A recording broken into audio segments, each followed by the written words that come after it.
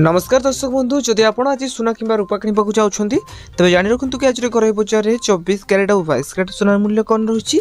तेज आज भारतीय बजार में 24 क्यारेट सोनार मूल्य 1,23,000 टंका रही है बेले 22 क्यारेट सोनार मूल्य 1,12,750 टंका रही। ठीक से राजधानी भुवनेश्वर में 24 क्यारेट सोनार मूल्य 10 ग्राम पिछा 1,23,000 टंका रही है बेले 22 क्यारेट सोनार मूल्य 1,12,750 टंका रही। ठीक से मुंबई में 24 क्यारेट सोनार मूल्य 1,23,000 22 क्यारेट सोनार मूल्य 1,12,750 टंका रही। तेज नुआदिल्ली में 24 क्यारेट सोनार मूल्य 1,23,150 टंका रही है बेले 22 क्यारेट सोनार मूल्य 1,12,900 टंका रही।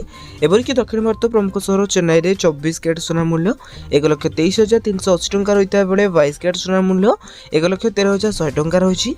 तेज पूर्व भारत प्रमुख सहर कलिकता में यथाक्रमे 1,23,000 टंका और 1,12,750 टंका रही सोनार मूल्य। अन्यपटे रूपा मूल्य किलो पिछा 1,52,000 टंका होइछि।